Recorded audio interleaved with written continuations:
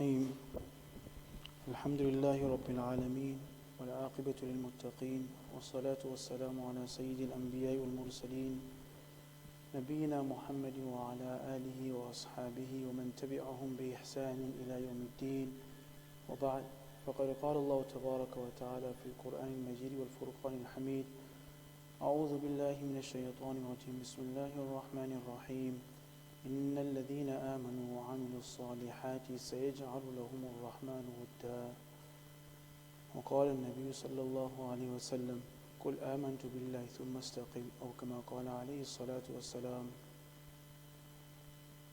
معزز علماء کرام، محترم بھائیو، اللہ رب العزت نے یہ جو دنیا بنائی اس کا ایک مقصد ہے، اور وہ مقصد یہ ہے کہ انسان پابندیاں کو پوری کرے.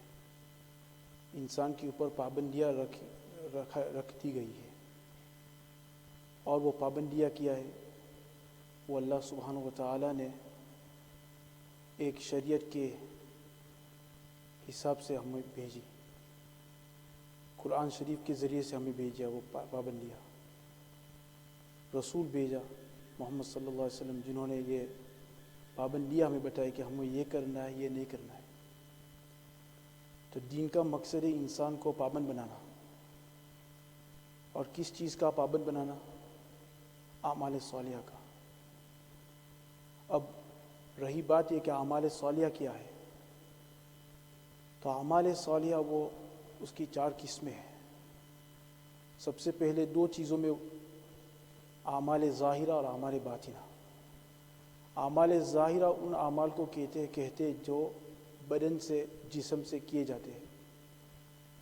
نماز پڑھنا اس کا تعلق جسم سے ہے، روزہ رکھنا اس کا تعلق جسم سے ہے، سچ بولنا اس کا تعلق زبان سے ہے. تو کچھ ایسے اعمال ہیں جو جسم کے ساتھ ان کا تعلق ہے، اور دوسرے اعمال ایسے جن کا تعلق دل سے ہے. اب جو اعمال جسم کے ساتھ ان کا تعلق ہے، ان کی 2 قسمیں ہیں. ایک وہ اعمال جن کو ہم کو کرنا ہے، جن کو اوامر کہا جاتا ہے، مامورات، جن کو ہم کو کرنا ہے، جن کے ہم کو پابند بنائے گئے. نماز پڑھنا، روزے رکھنا، زکوٰۃ دینا، سچ بولنا، حلال روزی کمانا. یہ ساری چیزیں اوامر ہے، اور یہ ہمارے جسم کے ساتھ ان کا تعلق ہے.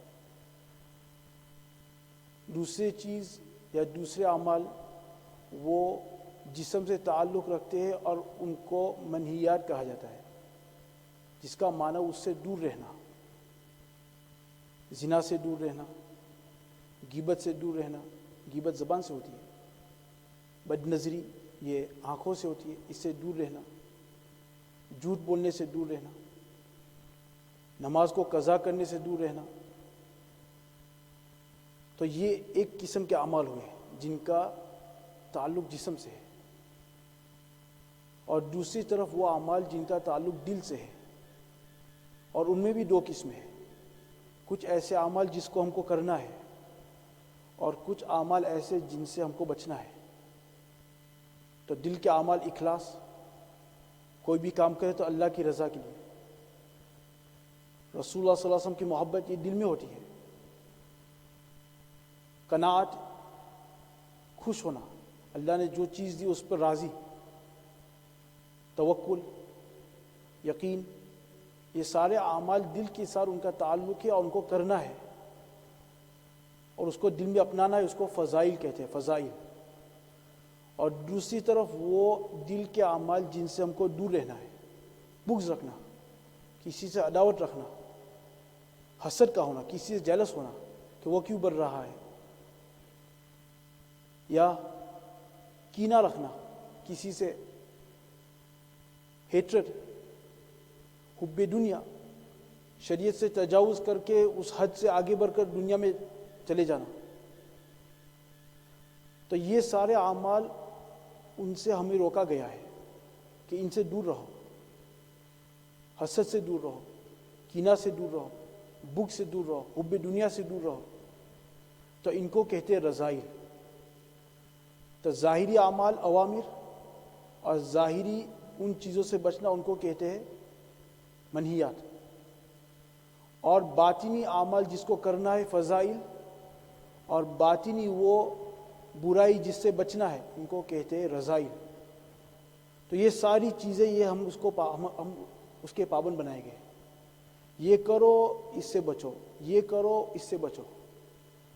تو جب آدمی کے زندگی میں یہ چاروں چیز آ جائیں گی، ظاہری اعمال بھی کر رہا ہے، اور جن چیزوں سے اللہ نے منع کیا، قل للمؤمنین یغضوا من ابصارہم، اپنی نگاہ کو نیچے رکھو، بدنظری سے بچ رہا ہے، نماز بھی پڑھ رہا ہے، زکوٰۃ بھی دے رہا ہے، بخل سے بھی دور ہے۔ تو جب آدمی کی زندگی پوری پابندی کے نیچے آ جاتی ہے، اللہ نے جو پابندیاں رکھی ان سارے پابندیاں وہ اپنے زندگی میں لے آتا ہے، تو اب یہ آدمی وہ کامل مومن میں شمار ہوتا ہے، یہ آدمی کامل بن گیا۔ اب جب آدمی کامل بن جاتا ہے تو جیسے اسکول میں کوئی بچہ داخلہ لیتا ہے اور وہاں بھی ساری پابندیاں ہوتی ہیں، اسکول آنا ہے وقت کے اوپر، ابسنس نہیں کرنا ہے، اچھے بیہیویئر کرنا ہے، محنت کرنی ہے، یہ جب ساری پابندیاں اسکول کے وہ کرتا ہے تو اخیر میں وہ جا کر وہ پاس ہوگا اور اس کو انعام ملے گا۔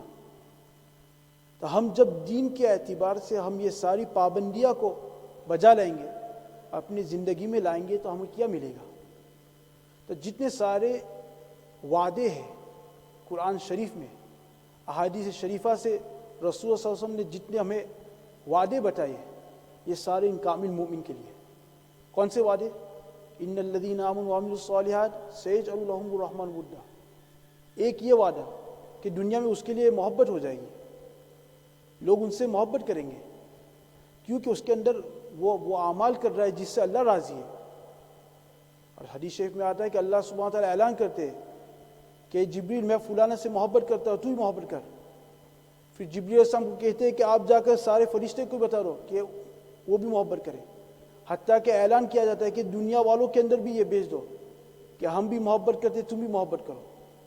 تو دیکھو، الا بذکر اللہ تطمئن القلوب الذین آمنوا وعملوا الصالحات۔ اس کی زندگی میں چاہیے اس کے پاس پیسہ ہو یا نہ ہو، لیکن اس کے دل میں اطمینان ہوگا، اس کو قلبی اطمینان ہوگا۔ بعضوں کے پاس بہت مال ہوتا ہے لیکن بے اطمینانی ہوتی ہے، تو یہ اطمینان کس کے لیے؟ الذین آمنوا وعملوا الصالحات۔ پوری زندگی اس طرح گزارے گا استقامت کے ساتھ، تو استقامت سے پھر کیا وعدہ؟ ان الذین قالوا ربنا اللہ ثم استقاموا تتنزل علیہم الملائکہ۔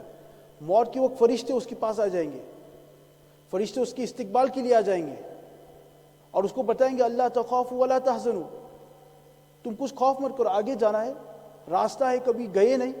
تو آدمی کو کچھ جھجک ہوتی ہے، کیا پہلی مرتبہ چائنا کا سفر کر رہا ہو، پتہ نہیں وہ کیا ہوگا، پتہ نہیں کون ملے گا، ہوٹل میں کیسے جاؤں گا، کھانا کا، تو آدمی کو خوف ہوتا ہے۔ اور پیچھے جو چھوڑ کے گیا بچے، اس کے اوپر غم ہوتا ہے، کچھ ان کو لگ تو نہ جائے۔ تو فرشتے آ جاتے ہیں، اللہ تخافوا ولا تحزنوا۔ کیوں؟ آپ جو دنیا چھوڑ رہے ہیں اس کے اوپر آپ بالکل غم مت کریے، اور آگے کا راستہ کے اوپر آپ فکر بھی مت کیجیے۔ کیوں؟ اللہ تخافوا ولا وابشروا بالجنہ، بلکہ جنت کی تم خوشخبری حاصل کرو، نزلا من غفور رحیم۔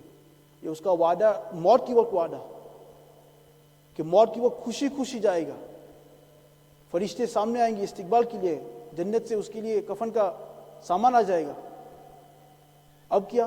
قبر میں چلا گیا، ان القبر روضۃ من ریاض الجنہ، قبر میں باغ بن گیا، قبر میں آسانی، قبر میں کشادگی۔ آدمی جب کوئی چیز ایسی جگہ جاتا ہے جہاں اندھیرا ہو، جہاں، تو اس کو بے چینی ہو جاتی ہے۔ تو اللہ تعالیٰ کشاد باغ بنائے، باغ میں ہر آدمی کو باغ میں اس کا دل لگتا ہے، بیمار آدمی کو باغ میں لے جاؤ اس کی بھی دل لگتا ہے، بوڑھے آدمی کو باغ میں لے جاؤ اس کا بھی دل لگتا ہے، بچے کا بھی دل لگتا ہے، ہر آدمی کا دل باغ میں لگتا ہے۔ تو یہ قبر اس کے لیے باغ بن جائے گی۔ پھر حشر کی وقت خوف نہیں، میزان کی وقت خوف نہیں، اور جنت میں داخلہ ہو جائے گا اول وہلے میں انشاءاللہ۔ یہ کیسے؟ جب آدمی کامل مومن بن جائے، اپنے آپ کو پورے دین کا پابند بنا دے، اعمال صالحہ، ظاہری اعمال کا بھی پابند، باطنی اعمال کا بھی پابند۔ لیکن بات رہی ہے کہ کیسے پابند بناتے اپنے آپ کو؟ نماز میں آ گئے، لیکن وہ یہ فکر سے آئے گا. جب آدمی کے دل میں ایک فکر پڑ جاتی ہے، جب ایک دھن لگ جاتا ہے اس کو، تو پھر اب اس کی پوری سوچ بھی چینج ہو جائے گی، پوری سوچ میں تبدیلی آ جائے گی. اب تک اس کو دنیا کی فکر تھی تو دکان بند کرنے میں اس کو نہیں، دکان بند کروں گا تو نماز کے لیے تو ہو سکتا ہے کہ کسٹمر چلا جائے. بزنس کر رہا ہے، بہت اچھا موقع ہے، ابھی تو دنیا کی فکر ہے تو وہاں کچھ چلو آگے پیچھے ہو جائے تو صدقہ کر لیں گے، توبہ کر لیں گے بعد میں، کیونکہ ابھی فکر دنیا کی ہے.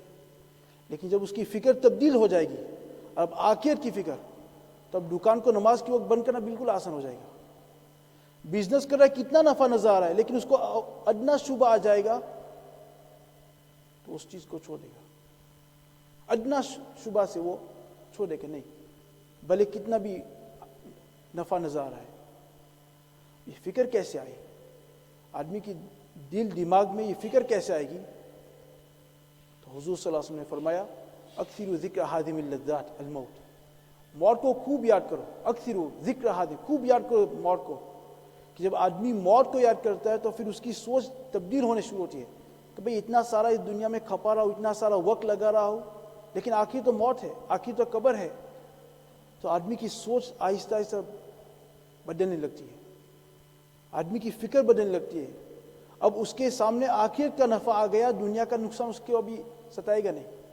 پہلے دنیا کا نفع تھا، آخرت کا نقصان اس کے سامنے نہیں تھا، اس لیے نماز کے لیے وہ چھوڑ سکتا، کام کے لیے نماز چھوڑ دیتا، جماعت چھوڑ دیتا. اب اس کے دل دماغ میں آخرت کی فکر آ گئی تو بڑا نقصان، کہ آخرت میں یہ بڑا نقصان ہے اور نماز مسجد میں پڑھنا یہ بڑا فائدہ ہے، تو یہ بڑا فائدہ کے لیے چھوٹا نقصان چھوڑ دے گا دنیا کا. حضرت مولانا تھائی رحمۃ اللہ علیہ کی جب ملفوظات پڑھتے تو جب کسی کے دل میں دنیا کی بہت اور گناہ نہیں چھوٹتا تو حضرت پھر اس کو مراقبہ موت بتاتے کہ مراقبہ موت کرو، کہ شام کو رات کو سوتے وقت اپنے آپ کو ایسے استحضار کرو کہ گویا کہ میرا انتقال ہو گیا، اور فیملی والے سارے چارپائی کے آس پاس بیٹھے اور رو رہے اور مجھے مسجد میں لے جا رہا ہے اور کفن پہنایا گیا، غسل کیا گیا، اب مجھے قبرستان کی طرف لے جا رہے، امام صاحب آ گئے اور جنازہ نماز شروع ہو گئی ہے. یہ سارا استحضاء کرو. اس سے کرتے کرتے آدمی کے دل میں دنیا کی جو محبت ہے وہ کم ہو جائے گی اور جو فکر آخرت وہ بڑھ جائے گی. فکر آخرت بڑھے گی تو پھر اس کو پابند کرے گا اعمال صالحہ پر، اور اعمال صالحہ کی جب وہ پابند بن جائے گا تو آہستہ آہستہ اس کو فکر ہوگی کہ اول تو میرے ظاہری اعمال صحیح ہو جائے، میری نماز کیسی صحیح ہو جائے، میرا زکوٰۃ میں دے رہا یا نہیں، پچھلے زمانے میں دیا یا نہیں، اس کو فکر آئے گی. میں نماز قضا تو اس کی فکر آئے گی اب مجھے نماز قضا کرنی ہے. اب جب ظاہری اعمال آہستہ آہستہ شروع ہو جائے پھر وہ سوچے گا کہ میں نماز تو پڑھا لیکن خشوع نہیں ہے، خضوع والی نماز نہیں ہے. تو پھر جب فکر آئے گی تو اللہ سبحانہ وتعالیٰ اس کے لیے دروازے کھولیں گے. وَمَن يَتَّقِ اللَّهَ يَجْعَل لَهُ مَخْرَجًا، اللہ سبحانہ وتعالیٰ مخرج نکالیں گے، راستہ تو رہنمائی کریں گے ایسے مشائخ کی طرف کہ ان کو بتائیں گے بھائی نماز میں خشوع کے لیے بد نظری سے بچ نہیں سکتا، اس کا یہ علاج ہے. حسد دل میں، اس کا یہ علاج ہے. قناعت کیسے پیدا کرو، اس کا یہ علاج ہے.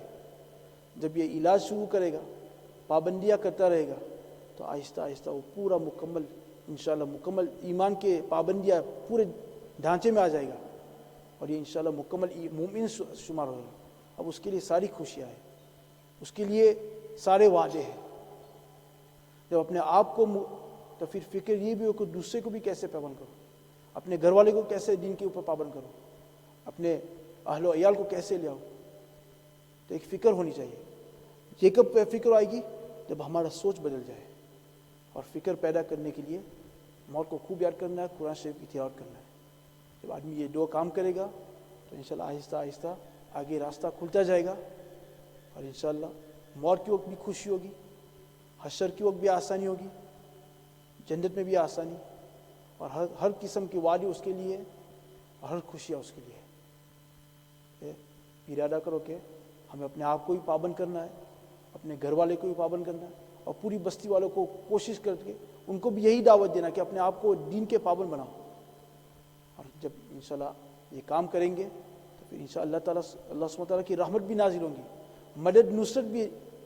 یہ حالات جو ہم دیکھ رہے ہیں وہ حالات بھی انشاءاللہ، یہ حالات کے یہ جو درست یہ ایک ہی راستہ ہے. اللہ کے شریعت کے پابند بن جائیں گے، اللہ تعالیٰ راستہ کھول دیں گے.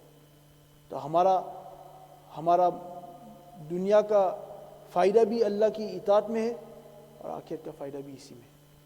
اللہ سبحانہ وتعالیٰ ہمیں سب کو سننے اور جو بات بتائی گئی ہم سب کو اس کے اوپر عمل کرنے کی توفیق عطا فرمائے. وآخر دعوانا الحمد للہ رب العالمین وصلی اللہ وسلم علی سیدنا محمد وعلی آلہ وصحبہ اجمعین.